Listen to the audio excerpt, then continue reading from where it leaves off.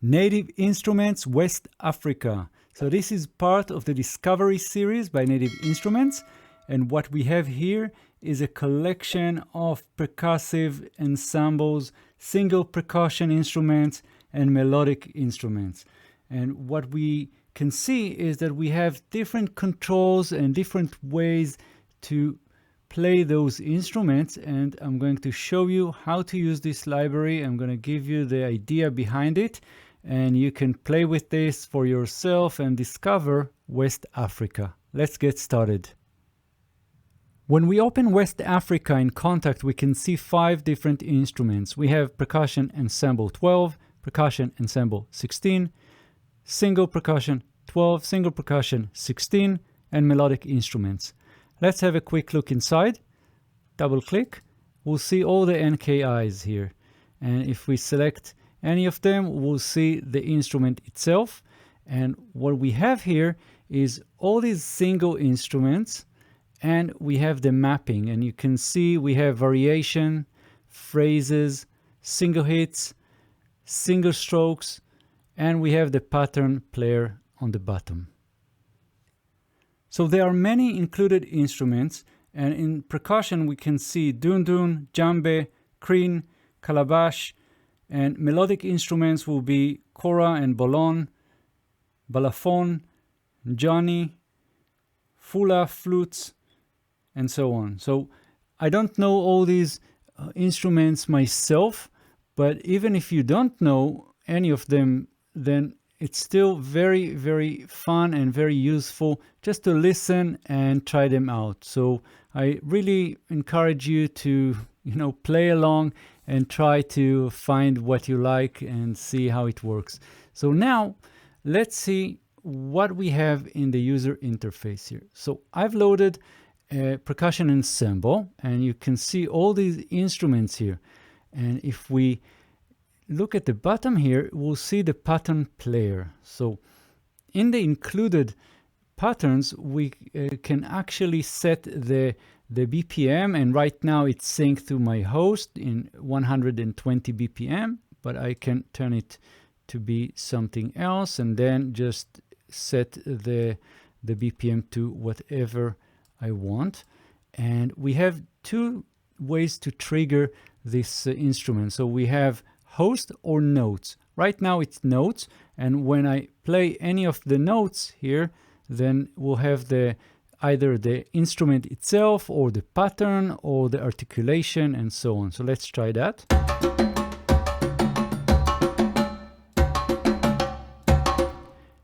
As I play the different patterns, you can see that we have the variation changing, and I can do this manually, or I can just play it on the keyboard.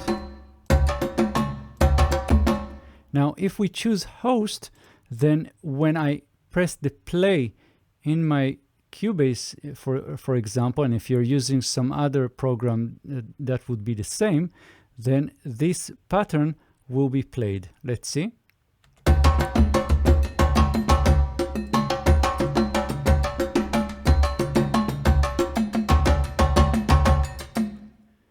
And now, what we can also do is we can edit the pattern. So let's go back to the first one here and click edit, and we can actually see the entire mapping of this pattern. And we see the different instruments, we can see the strokes, and we have a legend here. So as you can see, the X is either dundun close or djembe slap, and we also have other options here. We have dundun and djembe open and djembe bass. Editing or creating our own patterns. Let's click the edit button, and here we see the current variation pattern. And if we select something else, we can change the variation and we'll see the programming. Now on the bottom, we'll see the legend, and we can see what the X, what the diamond or what the square stands for.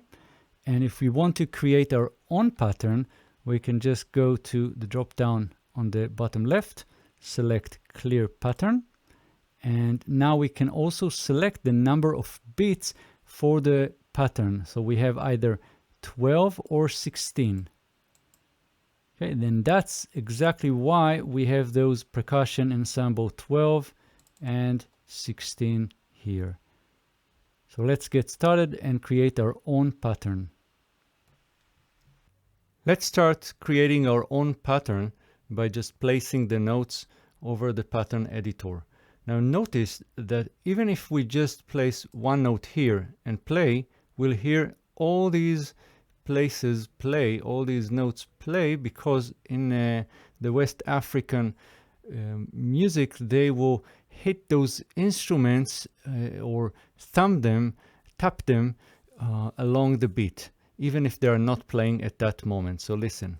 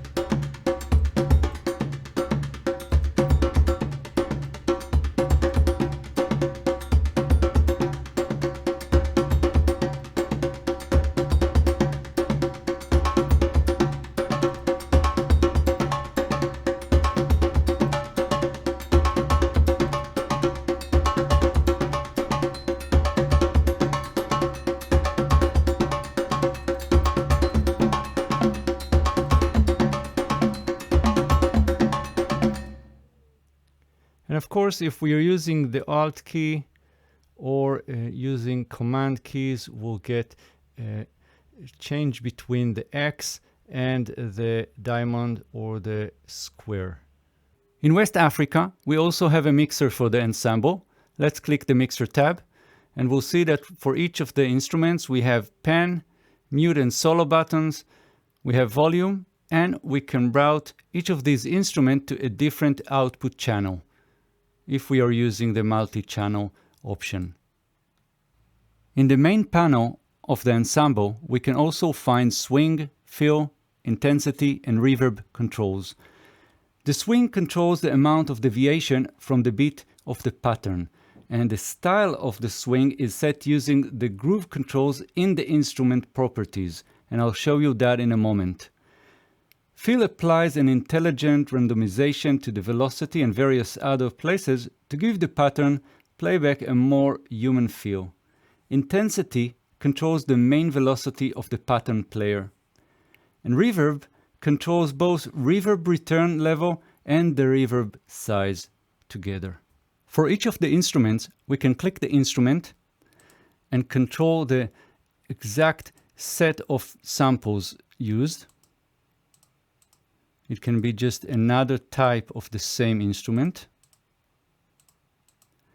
We can control the groove and set each of the beats before or after as we wish. And we also have tuning and some additional controls depending on the instrument. So here we have the bell volume, but it can be something else like decay or some other control related to that particular instrument. We can also drag and drop the patterns that we've created or that are included into our session. Let's see how that works. I'm going to just click the drag here and drag it over to my session, and there you go. That's our pattern here.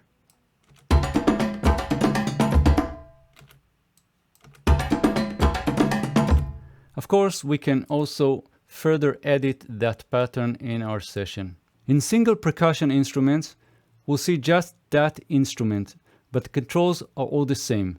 If we'll edit a variation, we'll see the variation editor here, the pattern editor, and the controls are all the same. We can set any of these beats to different pattern and play. We can also see the mapping across the keyboard. We have variations, phrases, and single hits. In the melodic instruments, we have pretty much the same controls, only here we also have mapping. The mapping relates to the scales or the notes that we can play, and we either have authentic 7 notes in a scale or chromatic that spread across our keyboard.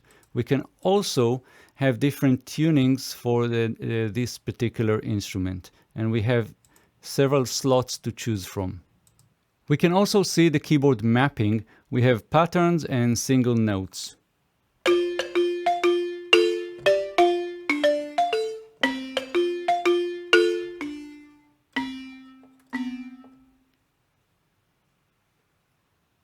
In conclusion, West Africa is really a useful and very interesting library. Really liked the different instruments and the way they programmed all these patterns that really inspire me. So I hope you enjoy this video, and if you like this video, then hit the like button, of course, subscribe to my channel, and please leave comments. I am always answering any comments, and if you have any kind of request or question or anything at all, again, leave a comment and I'll get back to you as soon as possible. Thank you.